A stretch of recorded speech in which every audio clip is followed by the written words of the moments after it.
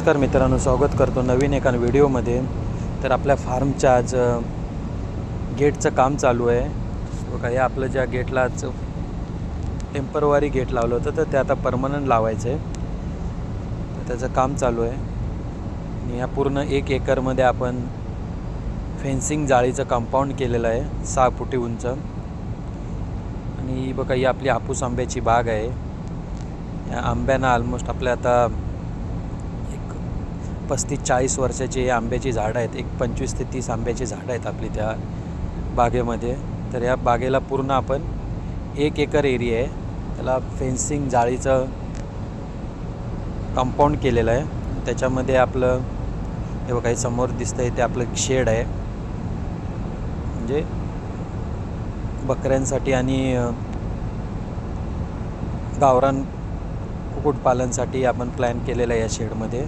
आणि बकरी पालन तर आपल्या घराच्या मागे एक छोटं शेड होतंच, ते गेले 4 वर्ष आपण तिथे करत होतो. तर ते आपण यावेळेला मोठं शेड मारलेलं आहे आपल्या हापूस आंब्याच्या बागेमध्ये. हे बघा, हे आडवं 20 बाय 30चं शेड आहे. बघा, हे आडवं आहे ते 20 आणि लांबीला 30, असं 20 बाय 30चं हे आपलं शेड आहे. आणि बाजूला जी रूम आहे तिथे आपण असंच राहण्यासाठी किंवा आराम करण्यासाठी. आणि हा बघा, हा शेडची खालची साईट आहे, 6 फूट उंच आहे, एलिव्हेटर शेड आहे ही आपली. आणि हे आपण इथं आता बघा, हे खालची बाजू आहे, 6 फूट उंच आहे, त्याच्यावरती आपल्या बकऱ्या आहेत. आणि खाली आपण इथे आता गावरान कुक्कुटपालन करणार आहे. सध्या आपण काही जास्त कोंबड्या आणलेल्या नाहीत अजून, फक्त 2 कोंबडी आणि 1 कोंबडा. बघा, 1 कोंबडा आणि 2 कोंबडी आहेत. हे पूर्ण शेड 30 बाय 20ची आहे. आता सध्या तरी 2 कोंबड्या आणि 1 कोंबडा आणलेला आहे आपण. आणि जेव्हापासून कोंबडी आणली त्याच्या दुसऱ्या दिवशीपासून अंडं देऊन हे बघा, कोंबडी आता आपली रवणावर बसली आहे. रवणार म्हणजे पिल्लं काढण्यासाठी.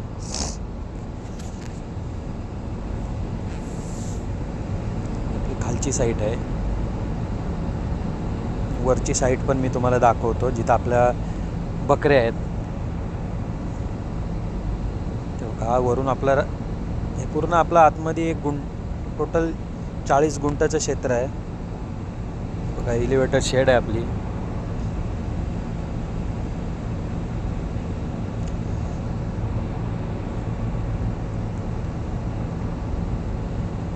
हे बघा, या बाहेर गव्हाणी आहेत. असं पूर्ण 30 फुटा लांब आहे. म्हणजे आपल्याला एका साईडला 3 कप्पे, दुसऱ्या साईडला 3 कप्पे, म्हणजे टोटल 8 बाय 10चे. मध्ये 4 फूट जागा आपण खाण्यासाठी त्यांना आणि आपल्याला फिरण्यासाठी. बघा, दुसरा कप्पा आहे. 8 बाय 10चे असे टोटल 6 कप्पे पडले, म्हणजे एका साईडला 3, दुसऱ्या साईडला 3. पाण्याची पण सोय आतमध्येच केलेली आहे त्यांची. हा तिसरा कप्पा आहे.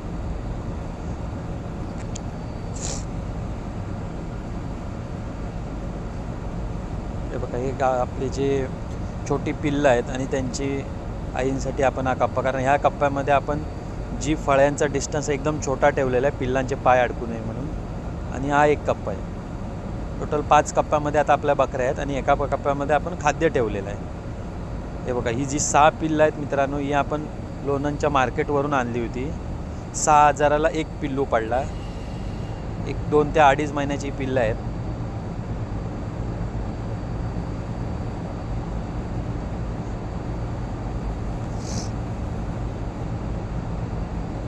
आपला ब्रीडर म्हणून आपण यूज करतो याला. आपला ब्रीडर आहे.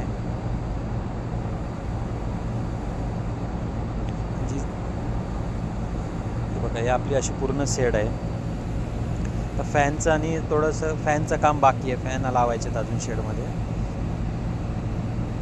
आणि ही रूम जी आपण तिथेच आराम करण्यासाठी आपल्या बागेत बनवलेली आहे.